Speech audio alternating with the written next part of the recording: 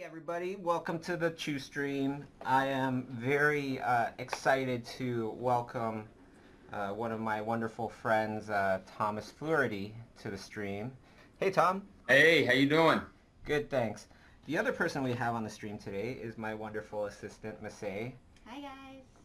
So we do a stream, we do an exercise every time we do these streams, and I love to show at least one person's exercise every time when we do the stream. So today's artist is Juan, and you can follow him on Twitter right there, and you can see that he was doing the portrait exercise, which is a wonderful exercise to help you just start using your imagination, helping you with your visualizing skills and things like that. If you want to do the exercise with us, that would be absolutely awesome. And all you have to do when you post it online, do the hashtag Chiustream, okay? Just type in Chiustream, hashtag it, and then I'll be able to find your posts a lot easier.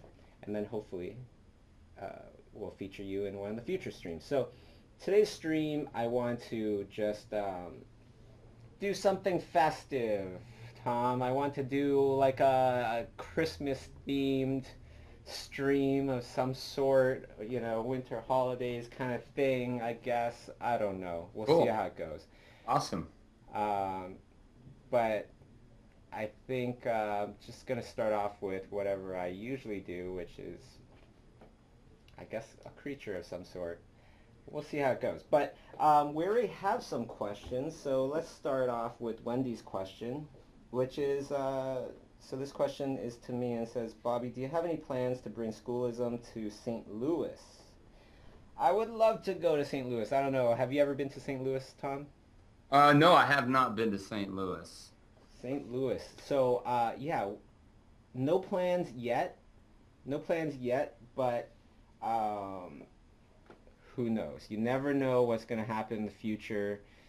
Tom, you're going to be joining us for some workshops next year. That's going to be super Sweet. exciting. Yeah, I'm totally psyched. Yeah, it's totally cool. I'm going to be in Calgary. Yeah. Awesome. Have you ever been to Calgary? No, never. Oh, it's a really nice city, and it's not what I expected the first time I went there. Right. You know why? Because Saturday night you go, you're walking around downtown Calgary, and like every third car is like a Ferrari or a Lamborghini. Crazy. Yeah, it's nuts. It's nuts how many people are just really well off in Calgary. It must be Wow. the oil money or something. I don't know. But actually, on that topic, for anybody that is interested in going to schoolism workshops, it is quite an experience. It is quite awesome. I want to mention 3 schoolism workshops that are open for tickets right now. Montreal, March 12th and 13th. It's going to be with Pixar character designer, art director Daniel Arriaga, story artist and director Chris Pern, who's working on the Han Solo movie right now. Nice. For all the Star Wars crazed fans out there. Luis Gonzalez from Pixar, Luc de Marchelier, Nathan Fowkes, and Steven Silver, Awesome. our good buddy Steven. And then Florence is going to be March 19th with Helen Mingju Chen, Ryan Lang, and myself. And then Seattle, April 7th and 8th with Marcelo Vignali, Dice Satsumi, Robert Kondo, Carol Whitlatch, Mike Yamada, and myself.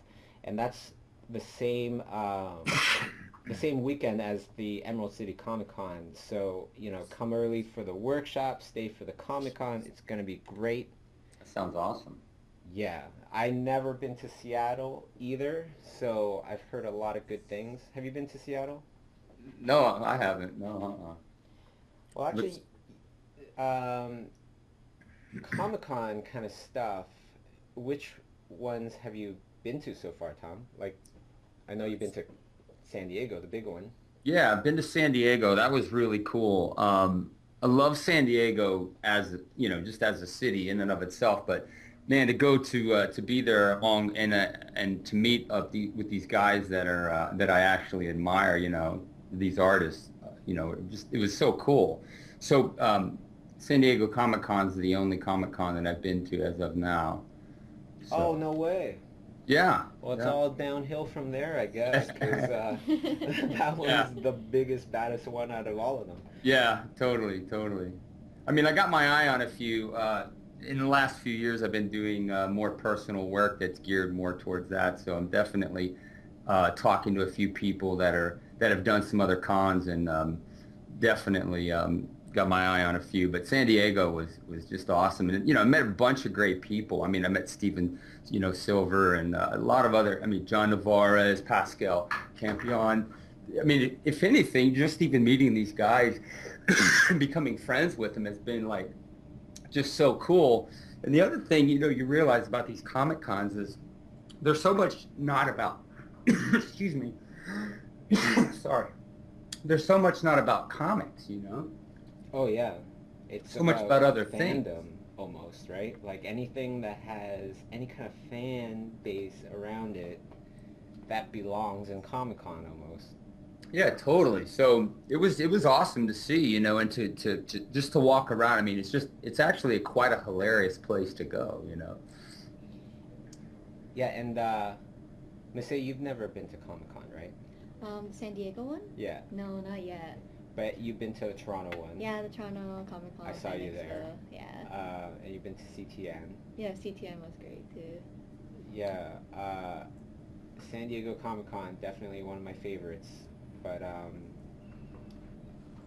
Lucca Festival in Italy is something I'm looking forward to as well. I'm going to try to go there for the first time next year.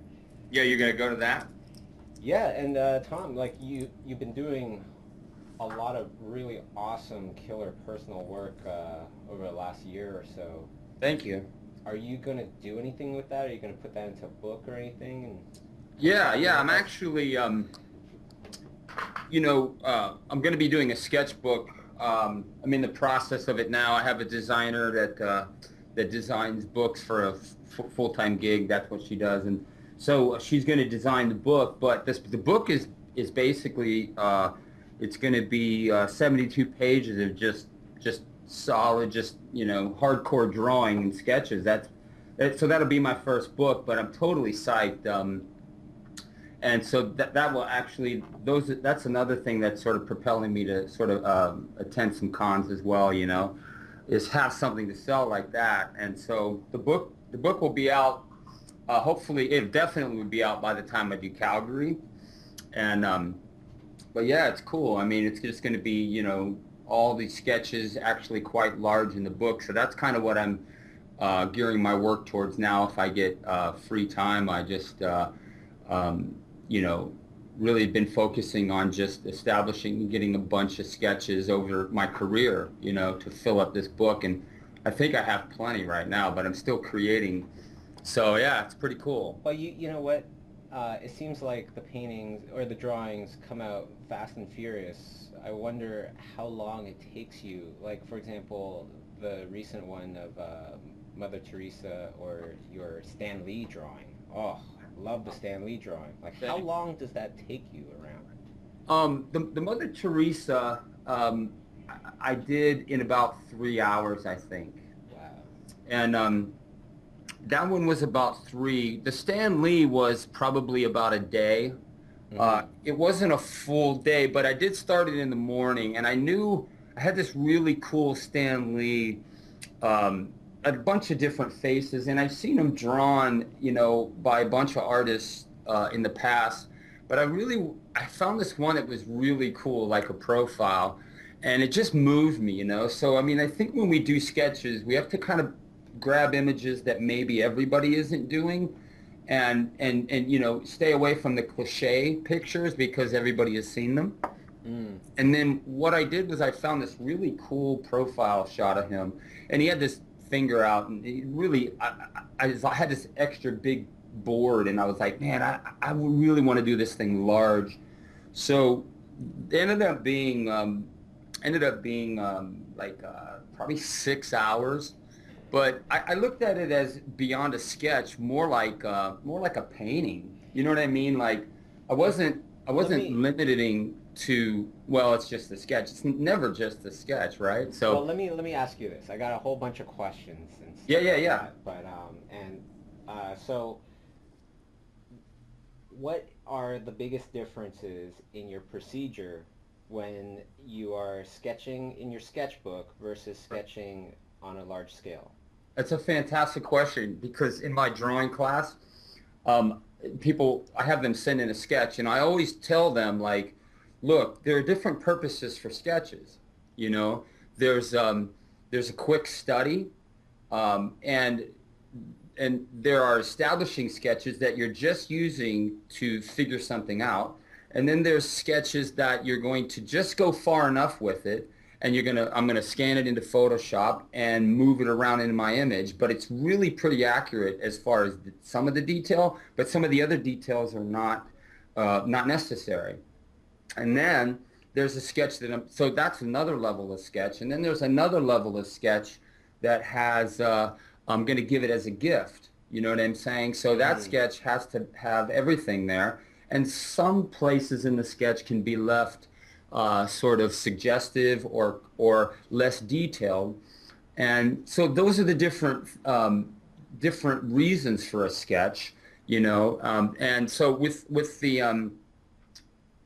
the Stanley, it was created more as a gallery piece, you know what I'm saying? So I wanted it to hold up well as a big whole, a big massive piece, and I wanted it to be something that you could stand in front of and just sort of look at for a while.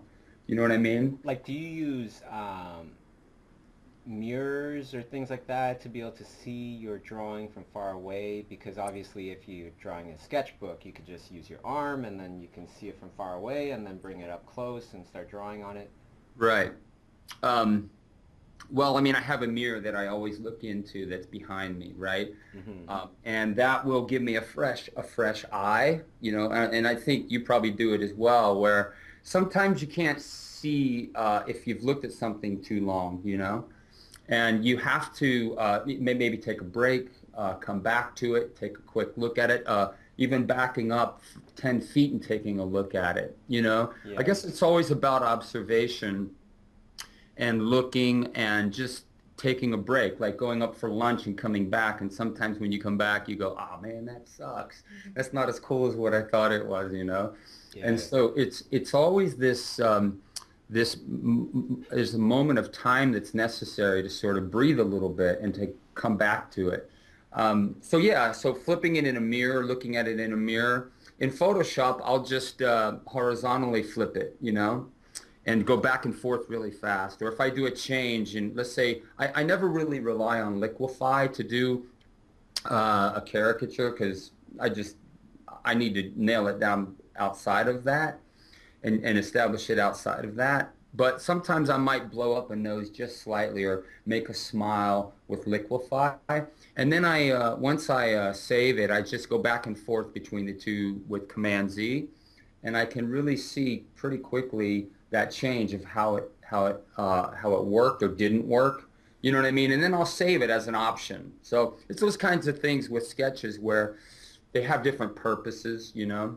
You know what's interesting is, like, as you were saying the liquify thing, I just kind of got like deja vu of when, kind of like that precise moment of my career where I decided to focus on creatures. And it was because you can't liquefy a dog into a creature. You know what I mean? Right. Like, there's no chance of that. But actually before that, I drew a lot more people. I don't know, just some random memory. Can I ask you a question about your drawing real quick? Because I'm fascinated at this. Yeah, sure. I find that my imagination, I have a different imagination than maybe what you would. Like, I don't spend a lot of my time just exploring and coming up with creatures out of my head. Mm-hmm. And I love that about what you do. Like, this creature it seems like you don't have any reference in front of you. You just started drawing a shape and coming up with this thing. Is that accurate to say? Yeah, it was like Okay. one of those, like, there are moments, if it's a really good day, I'll kind of do like a slideshow in my head. I'll have an idea and start changing it in my head until it's something that I like. Uh-huh. Today, it's kind of like one of those where I don't know what I'm going to draw, so I'm just going to start drawing stuff, a line, just Uh, kind of, and it's not a random line.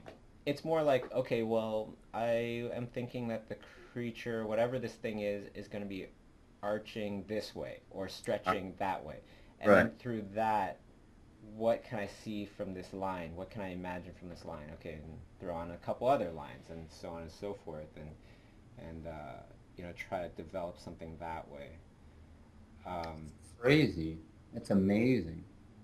oh, thanks. Do you think it's you're able to do these kind of creatures because you've studied so many animals that it's kind of like part of your memory and then Yeah, and you know what? Like honestly, I feel like I'm going through so much struggle in towards the end of my year that mm-hmm. I've scheduled a good amount of time next year to just take classes, actually Mm-hmm. take, full schoolism classes with feedback and stuff and just to learn because you know what?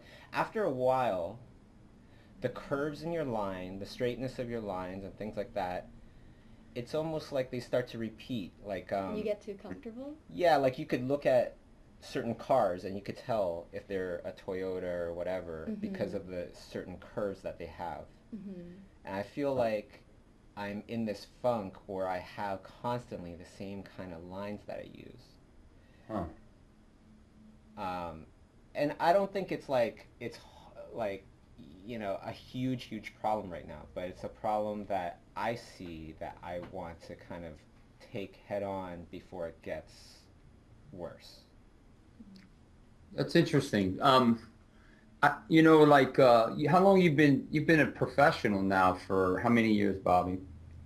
Well, we started the studio around 10 years ago, but I started working as an artist um, almost actually 20 years ago now. Holy shoot.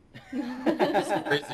So I guess what I'm getting at is it's interesting because I'm in the same category or the same idea or the same maybe frustration where you're a pro, you've been doing this professionally, you've been doing it for 20 years. And so I don't think you ever sort of get to a place where you've arrived and you feel like, yep, I don't need any instruction. I think listening to you speak, it's interesting because it's almost like um, it's almost like the more we do it, the less we feel that we're really that good. Oh Do yeah. you know what I'm saying? Like you actually, it's interesting. I mean, I just find that really remarkable because Okay, I well love your work and I mean, my word, your imagery is just killer and your technical ability as well and your drawing ability. And yet okay, well, you're always, let me just say this one thing. As you were saying that, yeah, what I had in my head uh-huh. was Star Wars. I don't. Maybe it's just because I'm Star Wars crazy right now, but let me explain. When you first start drawing, okay, you got your paints, you got your pencils, you got your pastels, and it kind of just ends there. Yeah, Then, and it's kind of like you're starting off on this desert planet with nothing really there. That's your world. right. And then you learn some stuff. You learn how to paint. You learn the force. And then you figure out that, wow, you can actually go into outer space. And now you see what I'm saying? And then all of a Yeah, sudden, oh, you can go into hyperspace to go to like far off regions. And that's still not even that far off yet. right. Right? So the more you know, the more technology, and the more you advance, the more you find out that there's so much further to Yeah, go. right. That's awesome. Yeah, it is. It's a huge universe, and of learning. Like like I think Titian said at 90. The great painter Titian said, I'm finally getting the hang of this thing," at 90, you know, like, you know what I mean? Like, I've heard the same thing with a Japanese artist, and he was like 90 something, and he was like, if only I have a few more years, then perhaps I can finally learn how to draw. yeah, right, right. You know, and everybody looks at this person like they're a master already. Yeah, yeah. I mean, yeah, I mean, in one sense, it's a little daunting because I've been thinking like, I've been thinking of like, and I've heard this before, like, it's almost like with Rembrandt, you know, like, you know, he sets the bar, or Bouguereau, you know, one of my favorite painters. And it's almost like it could be in a condemning way that all of a sudden a young artist says, yeah, I want to be an artist. And somebody could look at them and say, really? Do you realize there's a Rembrandt? Who do you think you are to pick up a paintbrush? You know what I mean? Like, Wow. it's like, think about that condemning idea that, like, who do you think you are? And the whole point is even Rembrandt only went so far. And it's like, why not pick up a paintbrush? You know, why not try it? You know what I'm saying? Because you don't know how far you'll go. You could be awesome. You could just be okay, and it's still great. It's, you know what I mean? It's like, just create. I tell my students, just create. It doesn't matter if it's bad. You'll get good. Just keep struggling. Keep working through it. Keep pressing. You know what I'm saying? Struggle is, you know, like the road to success is paved with struggle. Yeah, it is. Well, And let me ask you something, Tom. As we're talking about this and talking about, you know, working hard towards something, I was wondering if you had like an ultimate goal. Like if there was no chance of failure, what would your goal be? that's actually a great question. If there was no chance of failure, what would my goals be? I don't think they would really be any different, honestly. I mean, that's a great, I've never heard that question before. If there was no chance of failure, what would my goals be? I don't think they would be any different because failure is just something that lurks. You know what I mean? It's just behind you, but it's not in front of you. Do you know what I'm saying? Like, and I'm not saying that to sound profound. I'm just simply saying as I think about this question, failure shouldn't hinder you. Failure should just be something behind you that it's obvious that you could fail, and you will, right? But I think as you get better, you're going to fail less. And even if you fail, you're going to learn unbelievable amounts of things you never knew. So failure is really a stepping stone to success. And I know probably somebody has said that before, but you know what I mean? Like, so therefore, because failure exists, don't do anything. That's And stupid. yeah, obviously I totally agree. And it makes me even think of like what is the definition of failure in your mind, right? You know, yeah, I mean, I didn't mean to cut you off. No, go ahead. I'm thinking, and this is true, sometimes failure is connected to wanting people's approval or a fear of looking bad.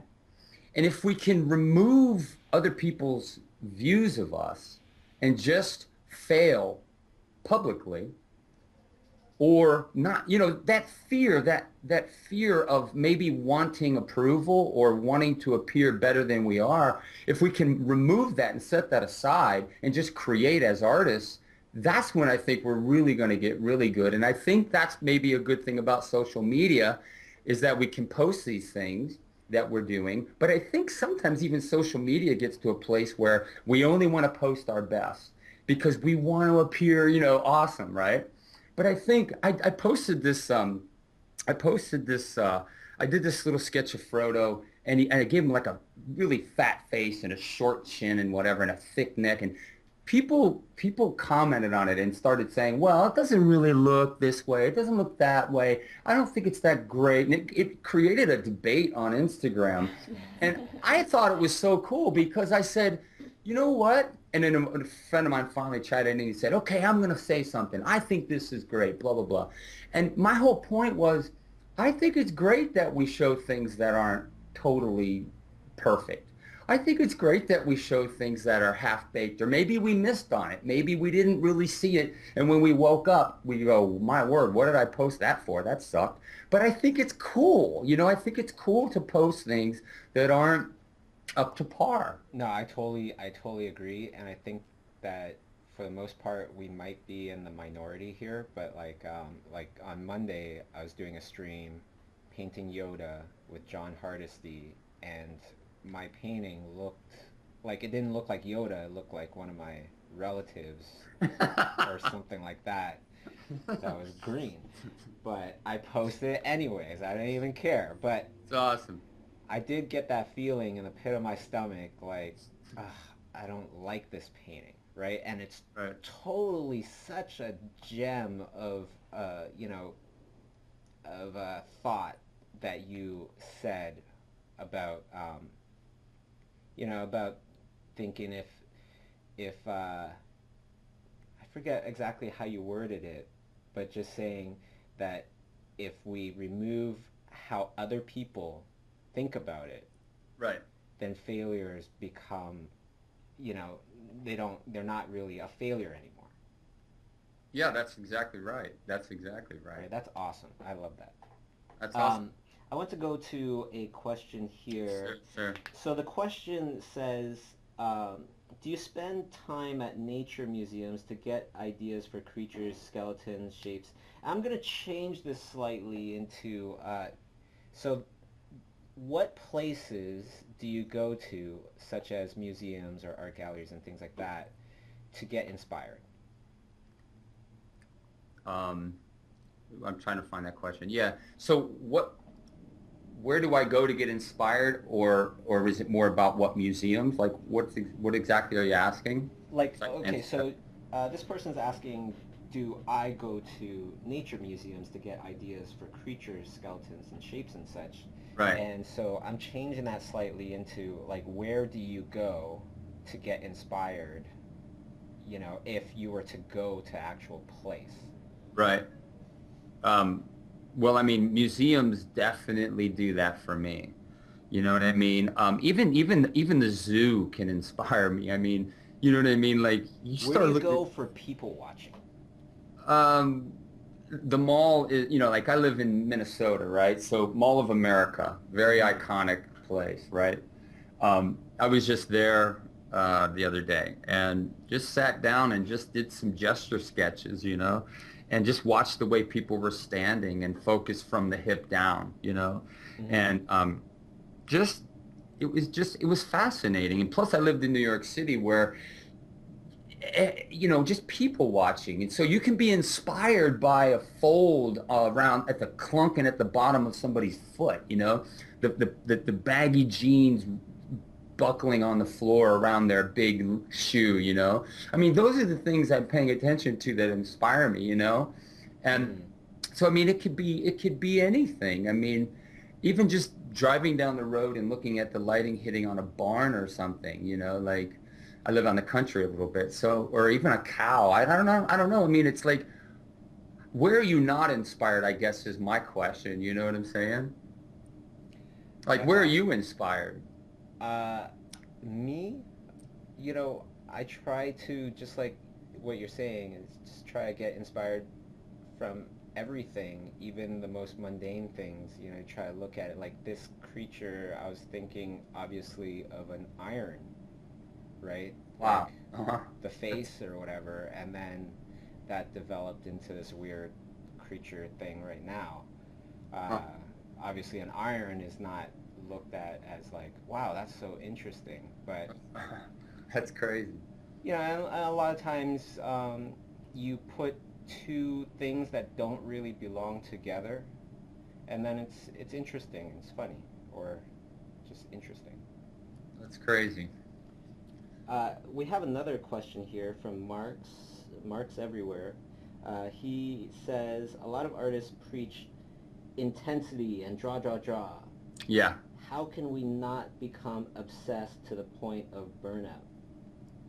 Well, I'll let you answer that first, Tom. Yeah.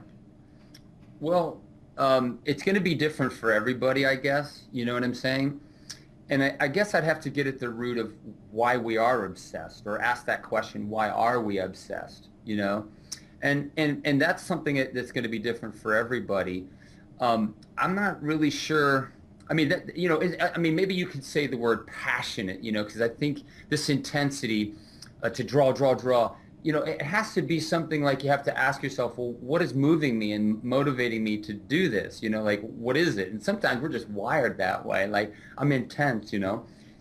So, you know, if I find myself intense or obsessed with drawing and creating, I kind of just look inside a little bit and ask myself, why am I doing this, right? So when I understand those things, then when I sort of back off and coast a little bit and take some time and do something different, then it recharges me. So it's just, you know what I mean, to go and paint some more. So I think burnout is a matter of, what am I serving? Why am I serving art like I am? Why am I burning the oil all night? Why am I fried out? Why am I over, you know, stressed out? Why am I always painting and creating? Why is art, you know, so crazy in my life? And I just think you have to ask those questions for yourself and find out what those answers would be, you know? So for me, for example, if I'm getting burnt out and fried out, I might realize maybe I want too many likes on Facebook or, you know, Instagram or whatever, right? And so I'll back off and say, tonight, I'm just going to just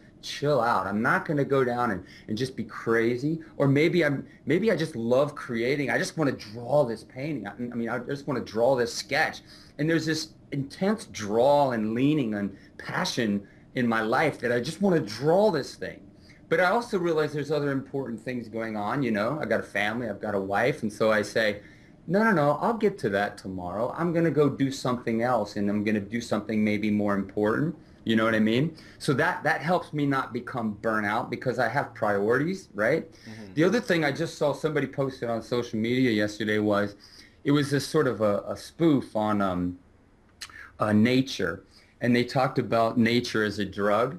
And they said it's surprising how therapeutic nature is. Oh, totally. So, you know, when you go out and you just go for a walk, let's say, in the woods, it's amazing how helpful that is, you know, let alone inspiring, because we just talked about being inspired, you know. So I'm just saying those are the things that I think about when I start getting burnout, you know what I mean?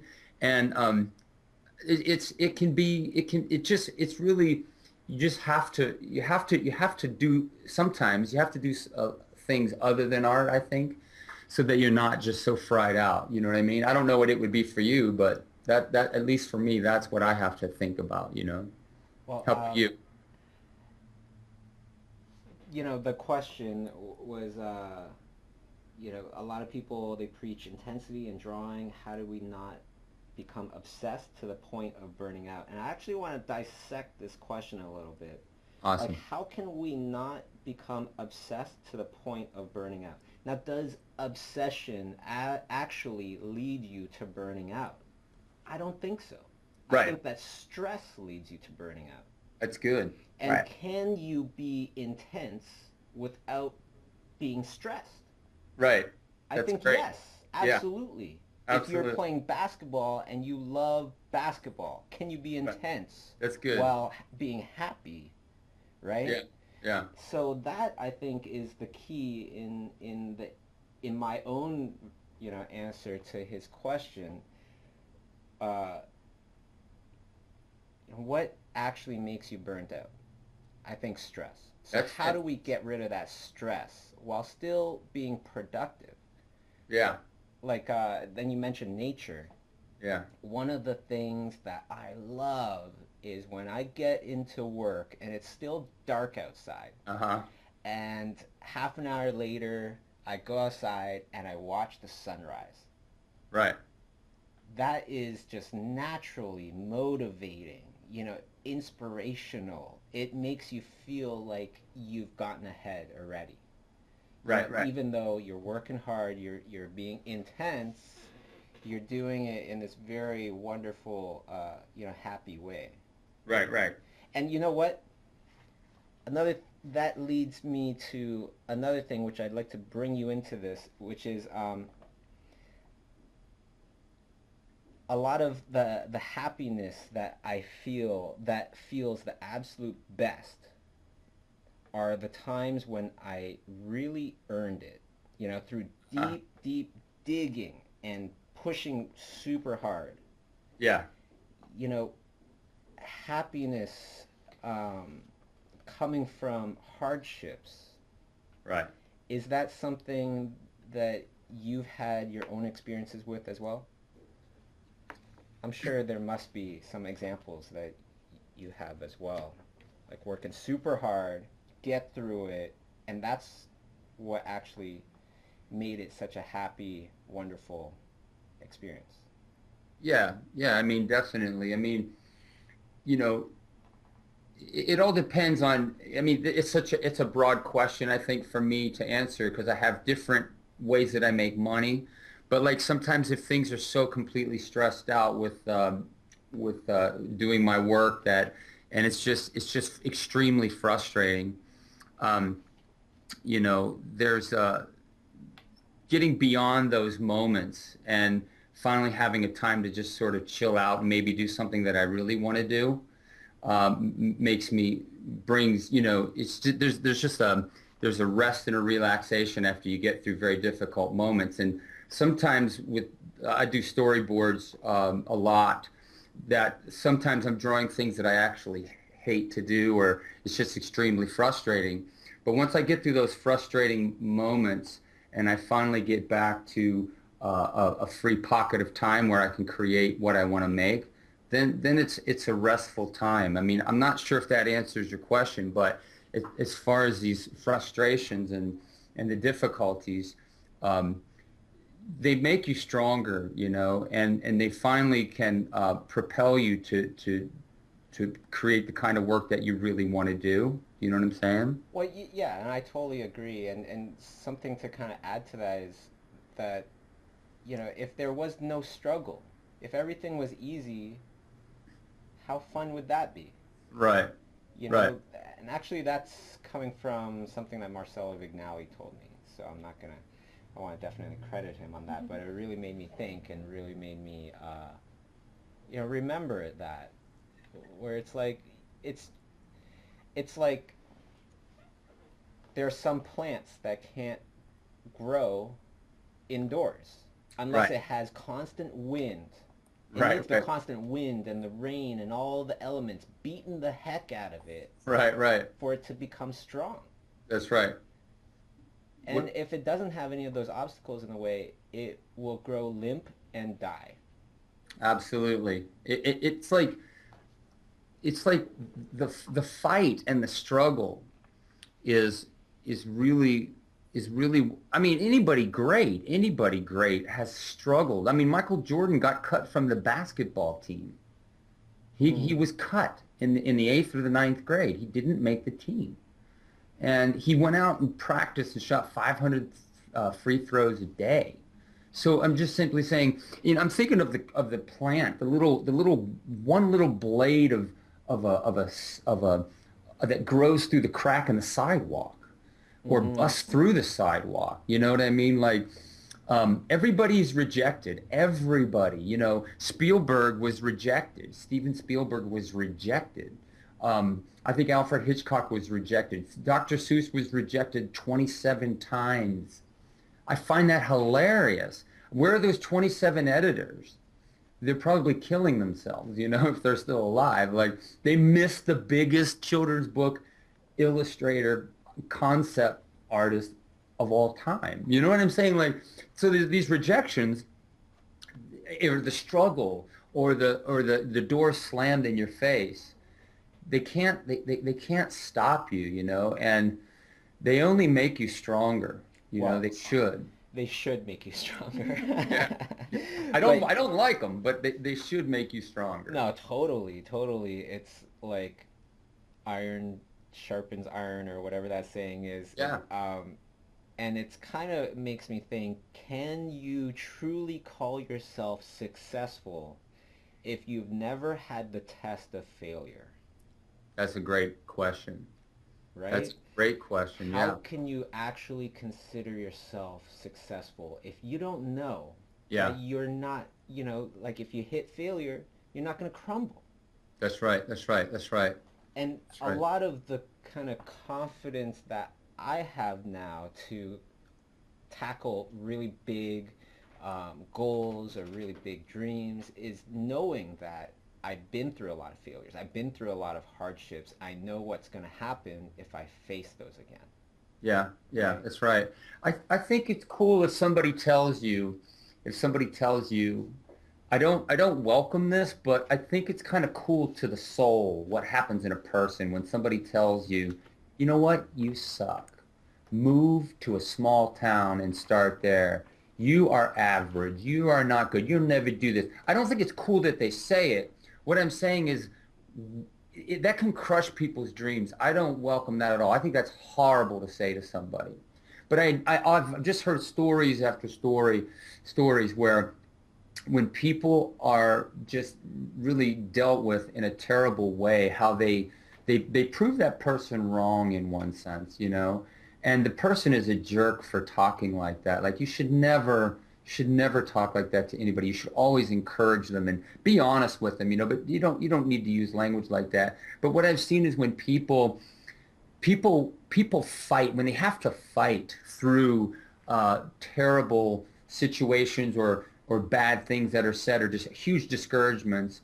They tend to really fight. You know what I'm saying, and become really great at something.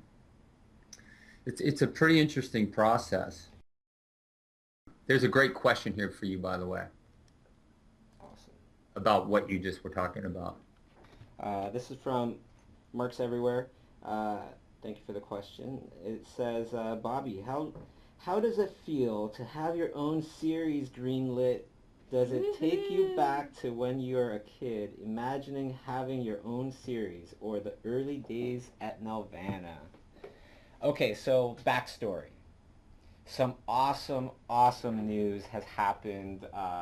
Actually, just happened on Friday, which is, you know, we have this intellectual property, this story called Nico and the Sword of Light, right? It was an animated comic book for tablets. You can actually still get it. It's fully animated 2D comic book, and it's all about Nico and his Sword of Light and all this stuff. And after we put it out on iTunes, it hit #1 in over 30 some odd countries and then got bought by Amazon. Amazon made a pilot, and then it was in kind of like development for a while. But on Friday, we just got the news that Amazon has given Nico and Sword of Light the green light to be, you know, turned into a full series. Yay. So exciting. That's so cool. amazing. And that was an idea that was all of our, you know, it was our own, fully funded by ourselves, a complete independent project taken from zero to, you know, a series. And it's going to be fantastic, super exciting. How does it feel? That was the question. You know what? How does it feel? It makes me just think about the whole journey. And the whole entire journey, going from just that conversation in my apartment at the time to, you know, getting greenlit, it's like Destiny had a part to it. I don't know how you feel about Destiny, Tom, but I would love to hear it after this. But this is how I feel about Destiny. You know, don't expect Destiny to do everything for us. That's right. It's up to us to find and follow the path that it leads. Right. You know, and so, yeah, there were opportunities. There were opportunities that opened themselves up to us. You know, we actually had the opportunity to get one of the Star Wars voice actors to be one of the voices in the app and everything. But then there are also other opportunities. You know, other opportunities like one of my favorite producers called us up and wanted to see how we felt about making it into a movie. And other producers and other companies, they all came to us. Wow. You know, but the thing is, you got to remember that lucky opportunities, they're not all meant to be taken. Right? You got to weigh them out. You got to kind of, it's up to us to find the path. Yeah. To find the right path and lead us in the right direction.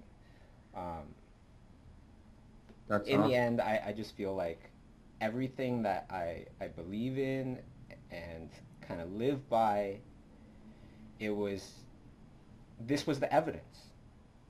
You know, this was the evidence that, you know, how I've been living my life is in a good direction. Whether it's the perfect, you know, it brought out my absolute potential, I don't know, but yeah, there you go. So, back to Tom. Can I ask you a quick question? Oh yeah, sure. Did you write the series? I mean, did you write Nico? Did you write it? No, it was very much a collective, you know, involvement with Kay Astera, Jim Bryson, and Adam Jeffcoat. Adam and Jim, they're both my old classmates back in college. Uh-huh. Yeah. Because you find when you visually have an idea, and you start subjecting it to the editorial world, you have these people that are saying stuff like, again, you always have doubters, right? You always have people visually, I think visually. Mm-hmm. So I had this idea for a dog book, and I still think it's awesome. But I mean, it sat at a certain publisher for quite a while, and the feedback was always like, well, the writing is weaker, whatever, right? Visually it's beautiful, writing is weak. And so, you know what I mean, you have to press through that stuff. So I'm wondering when it sounds like, editorial wise, as far as the writing goes, that this thing is solid and visually it matches up and it's written in the same level. That's encouraging to hear. You know what I'm saying? Okay, Tom. Let me place this little idea in your ear. Okay. Yeah. Editors, everybody, their opinions will become, or 99% of everybody, their opinions will become much less sure when it's been proven, with the audience. Yeah, uh-huh. And that was part of the philosophy and part of the reasoning why we made it into an app at all. Because we want to make our own IP, our own intellectual property, our own characters and stuff like that. Yeah. But in order to kind of safeguard them, we felt like, let's put it out into the world as an app. If it gets good ratings, if it gets a following, if people like it, then chances of corporate people trying to change the idea will be much less. Cool. Right? Like, for example, the first Alice in Wonderland, at a point there was talk about not having the caterpillar smoking out of the hookah. Right. Now, obviously, if this was a new story and nobody's ever heard of Alice in Wonderland, and then the person's like, okay, yeah, this is going to be for all ages, all 4 quadrants, and we're going to have a smoking caterpillar. Right. That would never fly. Right. Right? So how are you going to change the ring of Mordor into a broomstick or something, if the Lord of the Rings has already come out? Right, so that was kind of like the purpose of putting it out. That's awesome. That's so cool. Yeah, and the whole entire purpose of making it a fully 2D animated, traditionally animated comic book was actually not because of the fact that it's a 2D animated comic book, but because nobody's ever done it before. Uh-huh. And we felt like that's another strategic thing where if we do this, everybody will have reason to blog and post about it because it's something new. You know? And the main important thing behind it was actually the story, right? And Right. this story of positive thinking and stuff Uh, like that, and right. you know, self-empowerment. Right. Yeah, and it's funny because I never really talked about that before. Huh.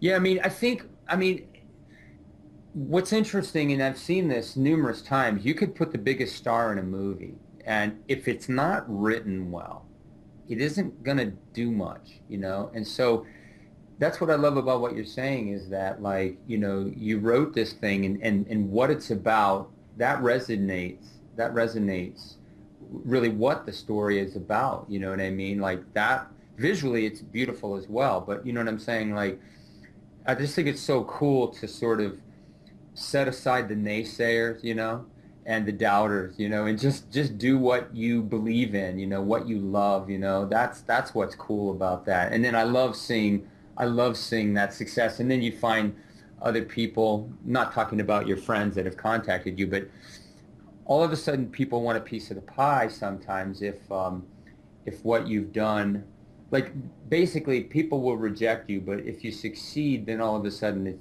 they come along easier, it seems, you know. Oh, for sure. Well, let me say this, right? Like, most people are competitive thinkers, right? Yeah. When you aim to be a creative thinker, your potential is limitless. But Right. when you're a competitive thinker, your potential is only limited to what other people have done and Right. whether or not you can do it better. Right. Right? And if you stay as a competitive thinker, then you're going to be in this rat race all your life. You know what I mean? Like, because you're Hmm. constantly competing against all other people, and oh, Right. this person makes an animated comic book. Oh, now I'm going to make an animated comic book. Right. It's not Right. going to be that much different, really, but I'm going to compete against, you know, this Hmm. person. Or even our schoolism. You know, after schoolism, look how many people have popped up trying to do, you know, the same thing when it's like, which is fine. I understand that, Right. but it's funny because they would probably get a lot further if they spent their time trying to become a creative thinker as opposed to competitive and trying to compete, you know, with other people doing the same thing.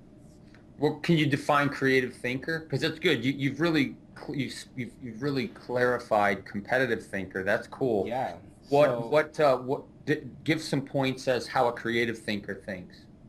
creative thinker does not think with common sense.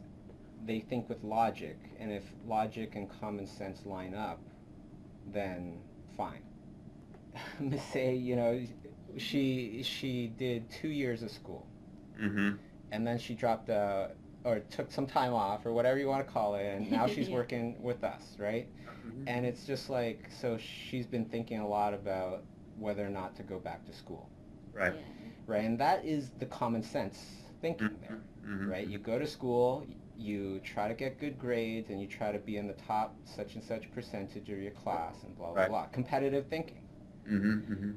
But then creative thinking is like thinking to the core, where you're like, okay, well, what's the purpose of education?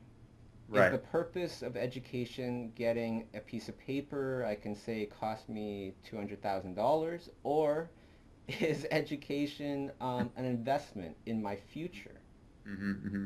So if it's an investment in my future, using logic, is it a good idea to spend $200,000 that way Yes. towards my future, right? Mm-hmm. And competitive or creative thinking to me would be like, oh well, how else would I be able to get this knowledge? Mm-hmm. Right. Right. You know, because in the end, that's what I'm looking for. I'm looking for Yeah. knowledge. I'm looking for perhaps to grow my network of contacts, you know, in the industry, because that's going to be important as well. Right. How else can I do that? Yes. Right? And that's what led me to so many decisions that I've made over the years, and especially schoolism, because nobody was teaching online like the way that we're doing it, Yeah. you know? That's awesome. It's really cool. I mean, that's helpful for me to hear that from you as well. I found myself in that category as well, creative thinking, especially with talking with my daughters about attending art school and spending 50,000 a year. Not to knock it, I'm just simply saying I don't have that, and I don't want them to graduate with that kind of money over their heads. Oh, totally. And I'm not, and I love my time in school. Yeah, And me too. I had a great time in school. Of course, when I was in school, 1 year cost about $6,000 tuition. Exactly. Same. Yeah, and at that time I had much less options because, to give some context, I think I got my first email address when I was in second year of college. Hilarious. It was a different time. Right, exactly. Back then you didn't have that many options. No, I know, right. So, with her, I've told her, she apprentices. She goes to college, learning, getting an art major at Boise State, in Boise State. But she's also working, she had worked full time for a whole year in the sculpture studio of a very famous sculptor. So, really, that's the education. You know what I'm saying? Like, hands-on, Oh, for sure. apprenticing with somebody, going to an atelier maybe, Like you said, you just have to be creative. If you can afford to go to an art school like SVA, go for it. But it's many ways to accomplish the same thing, You just have to think. And that's what I tell people, like, how do you get work? You have to think, You have to think about, and that's if I want to get a certain line of work or be creative and start getting paid in a certain way for art, I have to think. So sometimes it just comes down and I just think, same kind of thing. You know what? On that note, like, that's something that I feel that this generation is lacking. Thinking for themselves. You know why? Everybody's guilty of this. If you have a question nowadays, what's the first thing that you do? You just look it up. Right. Don't actually think about it as much. Right? You look it up and see what other solutions other people have come up with. Well, you know what? It could just be that if you sat there and really just thought about it, you would come up with a completely different way that might just be a lot more effective than everybody else's way of thinking. Right. That's known on the internet or whatever. That's right. Yeah, so it's kind of interesting. And it kind of just goes back to, our best self-discoveries and actually self-discipline come from the hardships that have happened in our lives. Mm-hmm. Exactly. Or rejections, or, like I was just going to say real quick, like, I one time I didn't make it in a show or something happened and I was rejected for something and I can't remember what exactly it was. But I didn't come down to my studio and just sulk. I just realized that if I would have been accepted into this one opportunity, I would have been busy doing that type of work. And when that door shut, it freed me up to just be kind of like, to come down and have fun. And I started doing, these shark paintings that were just out of the blue because I didn't have any pressure on my back, and all of a sudden, like, because of a shut door or a negative answer or a no, another door opened, you know what I mean, to just where I wasn't trying something. I wasn't trying to come down and go, okay, now what am I going to do? Okay, I'm going to paint these because, whatever. You just come down and you start creating out of an honest place or just a free place with no pressure, and all of a sudden it's interesting to see what happens, Beauty can happen out of a seeming dark spot, and it's cool. Like, rejections actually can be really cool if you keep your head through them. Definitely. You really nailed it. Actually, right now, let's take a couple more questions from the audience. Sure. So first question, I think this one's pretty simple. William says, is 300 DPI resolution okay to use to draw these types of sketches, or do I use a higher DPI? Actually, 300 DPI, I would think that is fine. Right, Tom? Yeah, and the reason why I would say that is every time I do something, I keep it at 300 DPI because I never know. I might love this thing, right? Like something might really happen wonderfully, and then I'm always thinking about the future. I'm never in the moment. Just if I'm doing something digitally or if I scan something, I never scan it at 72 or 150 or 250. It's always 300 and above because it could have a future purpose. So I'm always thinking bigger than just the moment. You know what I mean? I might want to put this in a book when I get, turn 70. You know what I'm saying? Like Totally. thinking longer range is always a smarter deal. Okay, so let me ask you this. How do you organize your painting files? So, for example, you have your thumbnails, you have your, web-friendly version that's a smaller size, you have, all these different files on your computer. How do you organize them? Do you have a good way? What's that? Do you have a good way? I'm not sure I'm the most organized, okay? But basically what I do is I have a pop culture file because I've been painting over the last 2.5 years, 3 years, pop culture. So I have pop culture, a big file. In there I have every celebrity broken down that I've been drawing. So I have U2, I have Stanley, Hillary, Simon and Garfunkel, and in each etc. But in each of those folders, let's say I go to Simon and Garfunkel, I did a bunch of sketches on Art Garfunkel.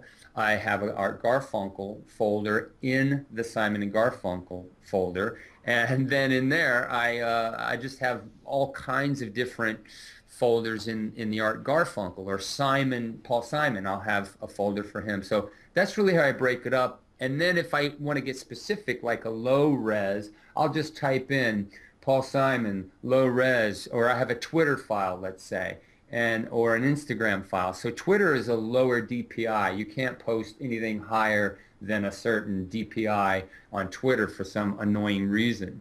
So I have a Twitter file that has a lot of low res saved images. And you know what I mean? So if I'm posting, I'll save it. I'll take the high res image of Simon and Garfunkel and I'll save it as a low res into Twitter. So those kinds of things, that's how I sort of organize my work, Huh. Yeah, that doesn't work for me. But, okay, I'm going to keep searching. Next question is, do you think that there's a way to fail better, where you don't just keep repeating the same mistakes over and over again? I know people repeat themselves without realizing how to change. I think I'll definitely want to hear what everybody's thoughts are on this, but I would say that you can't just work hard and then that's it, because you could be working hard, running straight into the ocean because you ran the wrong direction. You have to have sound logic. Right. I used to say you have to have common sense, but then I realized common sense isn't always right. Right. So I switched it to sound logic. So again, the question is, how do you fail better without repeating the same mistakes over and over again? What do you think, Tom? I mean, really, what you said was great. I do think there's a way to fail better. And that's a great question. I've never really heard that question before, put like that. But what comes to my mind is a way to fail better is to not fail alone. Fail with friends that you can trust, a few friends that you can trust to show your art to that are really good.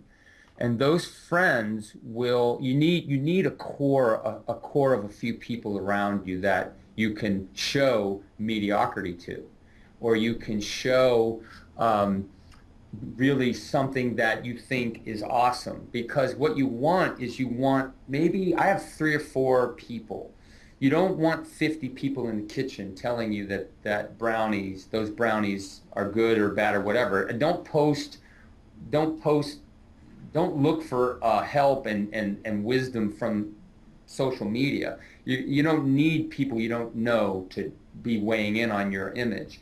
What you need is a few trusted people so that you can fail with them, or they can tell you that it's half-baked, or they might, like I have a friend, Gary Locke, that I always show my imagery to, and I'll say, Gary, what do you think about this? And he says, why? What are you trying to say? Why? And he's like, so what? You know, and those are great questions. So here's an image. It's awesome. Well, so what? You know, like, so I'm failing with educated, really talented people. You know what I'm saying? People that I'm willing to submit myself to and subject myself to or subject my drawings to. So for me, that's the way to fail better. I don't want to fail in front of social media with 50 people that might be jerks or, you know, 100 people giving me all kinds of advice and I don't know which one to take and how good is that person? Does that person really understand creating an image? You know, does that person really get it?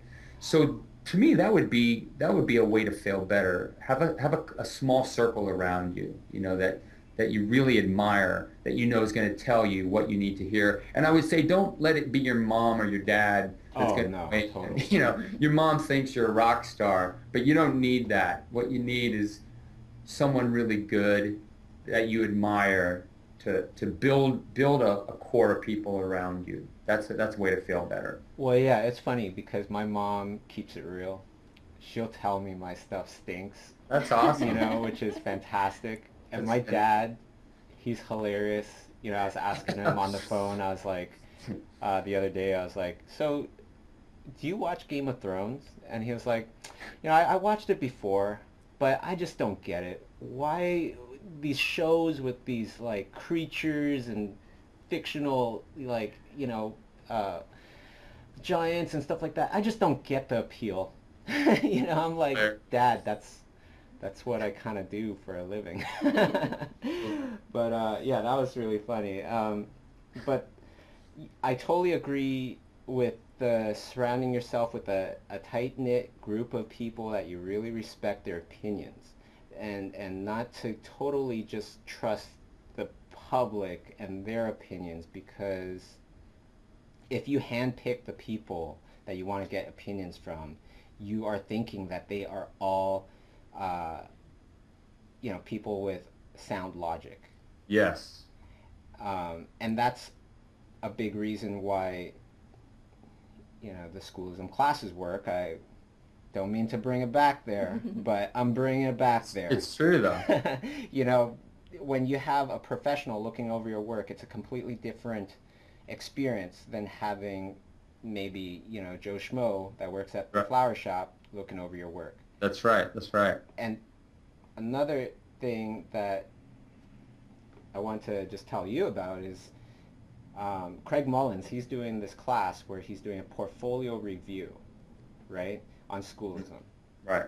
And before the class starts, he's going to be reviewing my portfolio just to test things out. So, like, oh my God, that is nerve-wracking. That's awesome. Yeah, pretty excited and nervous about that. That's awesome, though. Now, but see, Bobby, that's humble of you to do that. I think that's cool, and I think I even tell all my students that the very first lesson I say, hey, thanks for taking this class. Thanks for studying with me. It's awesome. I'm honored that you're studying with me. But what it really says is that you're being humble. And when you are not so proud that you can't take feedback, when you're humble, you grow and you become better. And so that the mark of humility is what you need. You know, like I took this painting class with a great painter here in town, and he's like, humility is a must. You know, to get better, you have to be willing to be told certain things. And so I actually think that's so cool that you're doing that. You know, that you're willing to subject yourself to somebody's fresh eye, somebody's educated eye as well. That's really cool. You know. Gotta stay humble. And you know what? From what I've seen, you know the in-house workshop that you were at? Yeah. Mm-hmm. So through all the different students that have gone through the in-house workshop, or actually I should just call them artists because, you know, they're pretty much all professionals. Sure.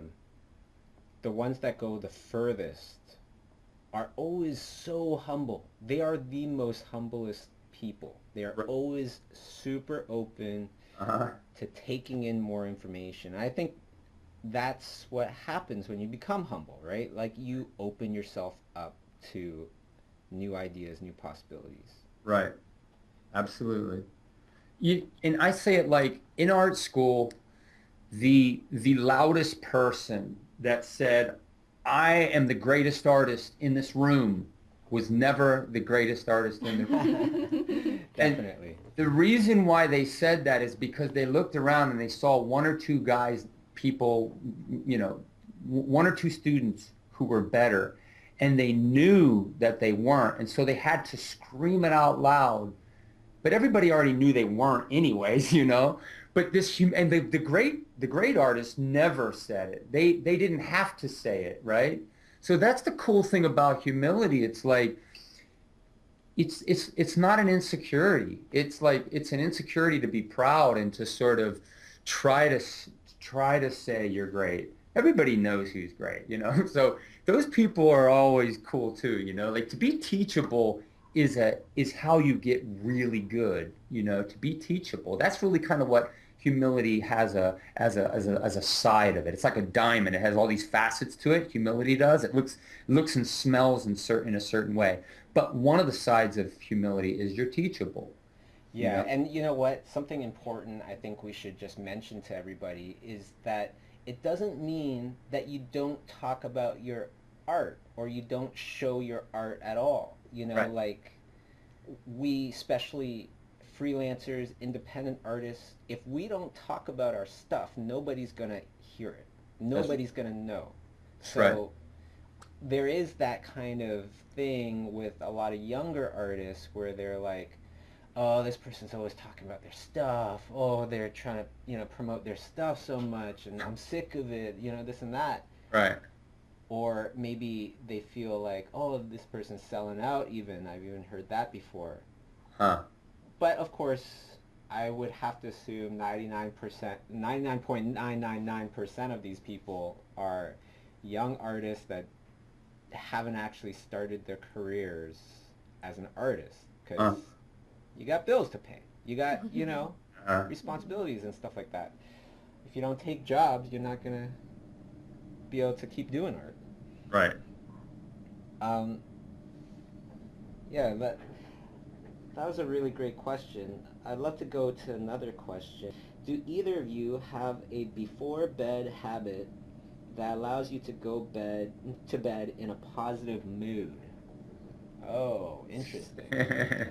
That's interesting because we were actually talking before about just actually trying to sleep on time.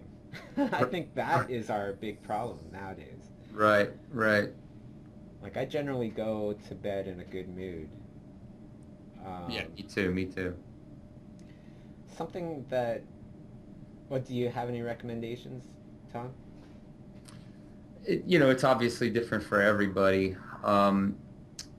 You know, Reflection Yeah, on I the mean- day, that's a good one, I think. I mean, really, I've gone to bed in amazing moods when I've come down here and create outside of work. Once work is done, and that's tricky. If work is done at 2 o'clock, let's say, I might create for another hour. 2 o'clock in the morning, let's say.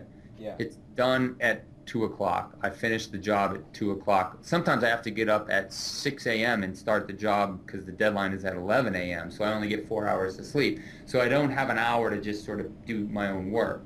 But I try to create something after the demands of my job. And so I'll take an hour or half hour or whatever to create something and have some fun. And so, you know, those are things that help me mentally. Or let's just say I come down and it's 10 o'clock at night and everybody's going to bed and I'm just going to work till 3 a.m.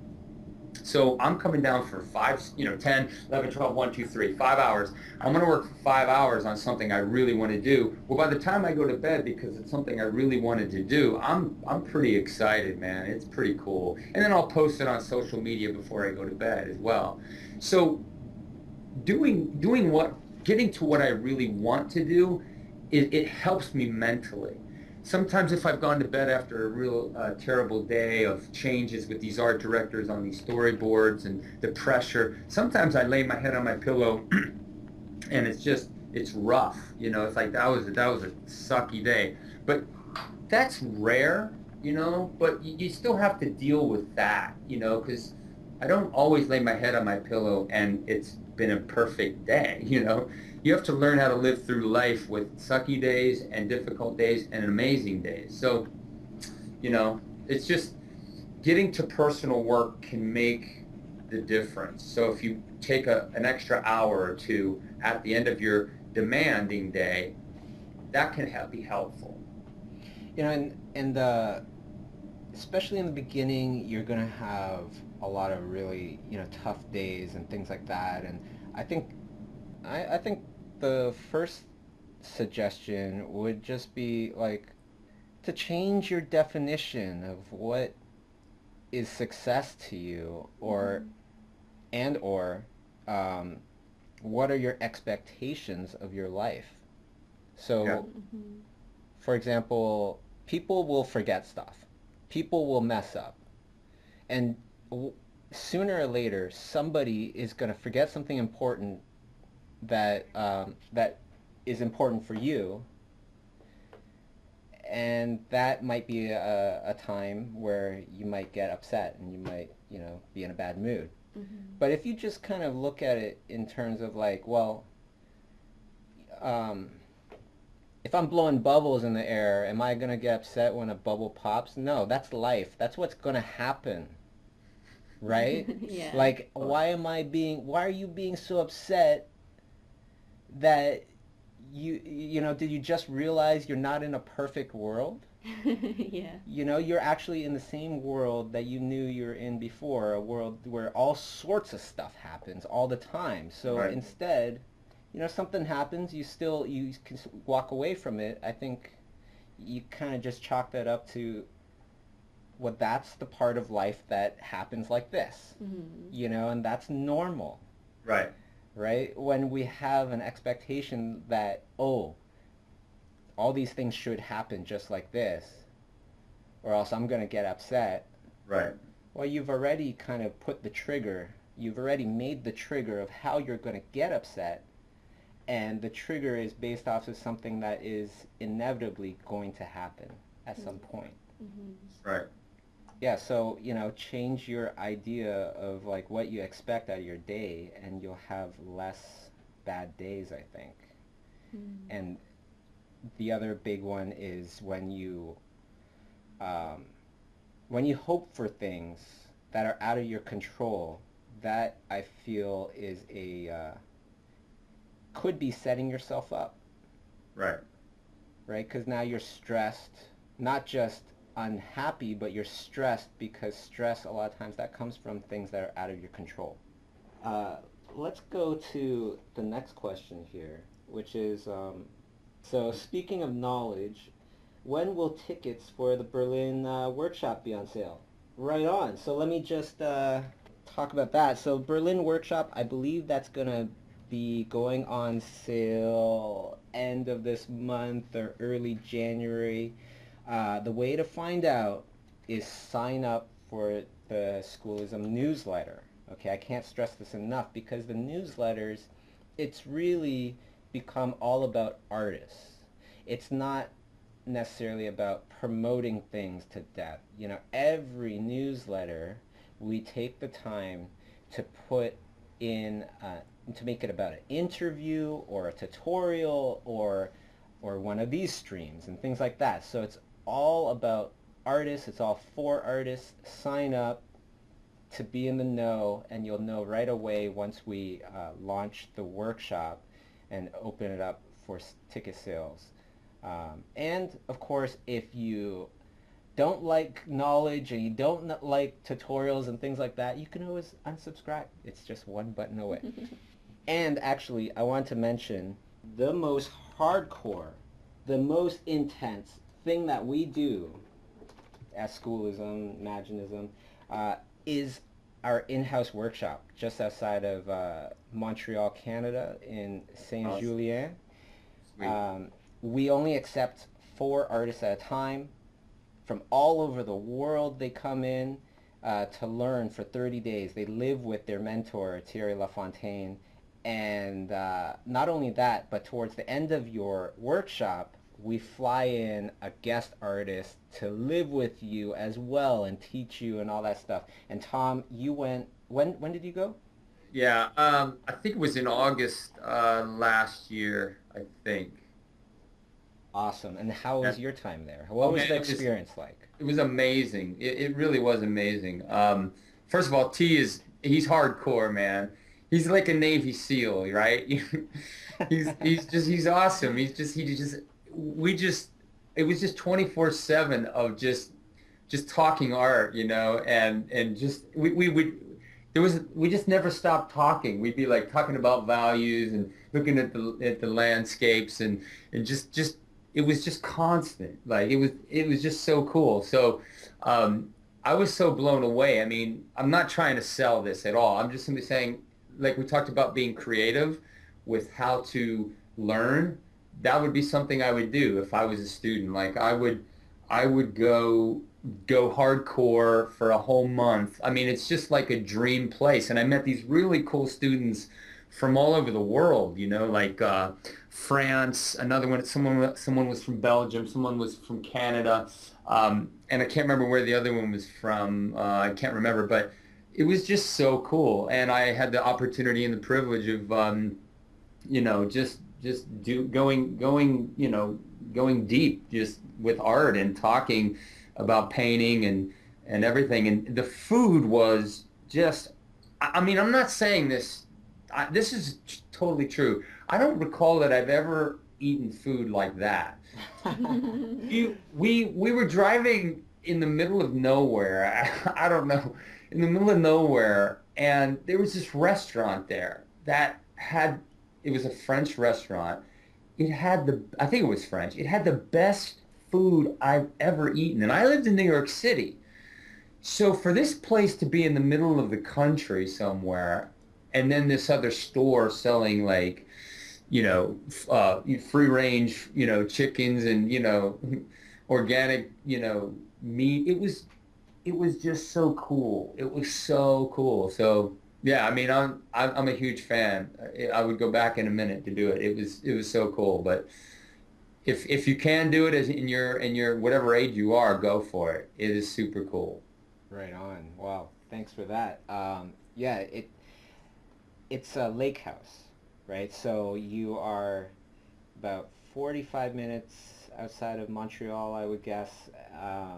And yeah, it is the most intense thing that we do, but it is in the most serene place that we do it in, right? Because Yeah. it's a lake house and it's wonderful, peaceful, perfect place to get intense. Yeah, right. And actually, I want to mention, I just noticed that the in-house workshop is open for registration right now for April 17th to May 16th in 2016. So definitely submit your portfolios if you're interested, and just, submit it and see if you get in.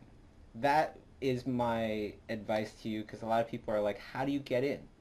You only take 4 artists at a time. I said, just submit your portfolio first and see what happens, and get ready to, in your heart, to submit it at least twice before you get in. Mm-hmm. But anyways, let's go to the next question. So it goes, hey Bobby, when are you doing the challenge I nominated? Oh, sneaky. So this person nominated me to do a challenge that's going around right now. I don't know if you ever heard of it, Tom, because I might just nominate you now after if I do this. It's just a simple draw Princess Leia in 30 seconds. Oh, That's I've seen this. Have you seen this? Yeah, a lot of artists are doing it. Yeah. It's pretty fun. Yeah, and I'm not. Yeah, I would need to. I need to get to doing some of these things, because that's something I could get behind. Mm-hmm. Right. Yeah. So when am I going to do that? I don't know, but I'm going to definitely try. Next question there, and I'm going to challenge Tom when I'm done if I do it. Next question is, do you speak French? Any of us speak French? I don't think so. Don't look at me. Yeah. Je ne parle pas français. Me no Un français. peu. Oui. Très terrible. All right, there you go. That's the only French you get out of me. I got nothing, man. You missed the question though, just so you know. Below it, I didn't know if you saw that one. What was that question? That was, Bad days. It says in those bad days when you can't draw something conceptual, but you still want to draw, is it perfectly fine for you to shift from study drawings like anatomy, color, etc.? What's your routine? for sure. Learning to paint and draw, there's so many different parts to it. It is kind of like spinning plates. You got to get back to those other plates. And, it's like you can never master fundamentals. You can never get enough. And Yep. exercising your creativity, right? So you got to kind of exercise everything. There's another part of this question that says, in those bad days when you can't draw something. I just want to focus on that for a second. I know there's a little bit more to the question, but, if you're having a bad day of drawing, that happens, man. That happens no matter how good you are, no matter how, I'm 32 years into this professionally, as I've been doing drawing every day professionally for 32 years. I have days that I can say, I can't draw today. But I think it's like, like at this painting atelier where I studied, it says, shut up and paint, That's what's on the back of the shirt, shut up and paint. And it's like, when you have a bad day, you just punch through. You push through. You just keep drawing, right? You are going to have days when things just flow magically, but a lot of it's just going to be pushing through and pressing through. So don't be so worried that you're having a bad day drawing. You still have to draw. You just have to keep pressing through, No, definitely. I couldn't agree more. We have one last question before we call this stream done, but I would love to do a part 2 with you, Tom. Oh, sweet. The last question is kind of interesting. It's from Alex. Goes, hi Bobby, question. I'm thinking about attending schoolism, but I want to get your thoughts on places like CGMA as well. So, my thoughts on CGMA is, what do they say about imitation is the greatest form of flattery. Right.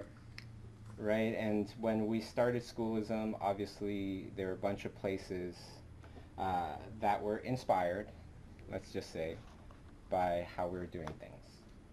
That's great. That's all I got to say about that. I'm not a competitive thinker. If CGMA is doing really well, that's great for them. I try to keep it on a creative plane. I'm a creative thinker.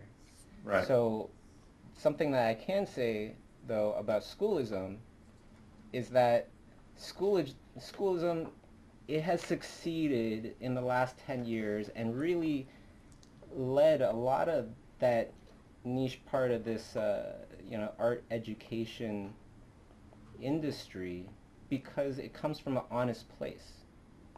It came from a place where I was searching for that knowledge, and I still am searching for that knowledge. Right? I'm searching for the best knowledge in the world. Right. And through that, I'm not kind of approaching it like, oh, this person's really popular, I'm going to have them teach on schoolism. No, it's about, wow, that person is somebody I want to learn from. That I myself want to learn from. Right. And through that, we've collected, so many of the artists that I wanted to learn from, such as yourself, Tom, and through that, it just has kind of become this giant funnel where all these artistic heroes of mine are being pulled in, gravitating towards schoolism. Right. And because of that, I feel like because of who teaches on schoolism, it's it's not, I wouldn't even think to compare it to anything else. Just for the sake of like people like Tom Fluharty on the site. We have I just said I'm gonna get a portfolio critique from Craig Mullins, who pretty much every digital painter kind of owes a bit to. Sure. Ian McKegg, Tara Whitlatch, who I consider the master of creature design, the best at creature design, and I am a creature designer. Yeah. So I'm not looking to compete and be the best. What I'm looking to do is to make schoolism this moment in time where this wonderful thing happened, where all the best artists in the world got together on a site to teach people in an extremely affordable way. And that's what I hope, as the legacy of schoolism. If I could add in for a second, because there's a few things that sparked in my mind, and I think this is cool because I'm a fan of schoolism. I'm a fan not because I make money teaching. This is not a plug. I'm just simply saying if I were to add in what you're saying, it's like I'm such a huge fan. I'm a fan of yours, Bobby. I'm a fan of the instructors there. Like I'm a huge fan of these guys. Like, right? So I feel like we're all fans of each other, and everybody's at different levels of ability. I mean, my word, when I look at like what Nathan Fowlkes is doing and Dice and Robert Kondo, it's like I feel like really inadequate when I look at everybody. It's like I think we're all fans and we love, and everybody's doing something different and bringing something different to the table. And so we're not competing against each other. It's like we're all contributing. And I think what is at the heart of it, and I know it's at your heart, Bobby, is this passion to press on and pass on information to make people great and to make students great by studying with those who are doing it passionately. You know what I'm saying? Like there's a passion. Like this is believable. It isn't just like, yeah, I want to go do this because I need to make money or whatever. And I'm not saying that the other schools exist for that reason only, but at least from what I've seen with the friends I've built with the instructors at Schoolism is I'm fans of these guys, and I actually really enjoy chatting and talking and hanging with everybody at Schoolism. You know what I'm saying? Like it's peers. It's not just about it's no, as far as I see, there's no ego here. I think it's cool to see this and to see students taken to levels that they probably couldn't have achieved elsewhere. You know what I mean? Totally, and that's a very conscious effort on our part. Whether we totally succeeded in that or not, it's always been a conscious effort to find great people above great talent. It's just that they happen to be great talent as well. Right. But yeah, that is one of my favorite things about the workshops and about the in-house workshop is the conversations. Yeah. The conversations, they're not just conversations. They spark inspiration. They spark all sorts of things to happen. Right, exactly. So with that in mind, I just wanted to say thank you for being a part of this wonderful conversation, and I hope we can do this again. I really do. Oh, well, thank you, Bobby. Thank you, Miss A, man. This is just it's a cool thing. I mean, like you said, inspiration, I think, is really what I receive from these types of conversations. Conversation is what makes you great, and that's bizarre to say. You know what I'm saying? Like, how does conversation make you great? Because it inspires you. It makes you think. It gets you out of the boring, down thoughts you may have, and it raises you up. Like I say, you get great at something because of conversation. Hanging out with great people. That's what this is about, and I'm inspired, so thank you very much. Right on. The wow moment is probably when, you start and you meet everyone for the first time. The ability to connect with each other. When I came here to the workshop, it was like a huge step for me. Like, okay, I'm getting my drive back.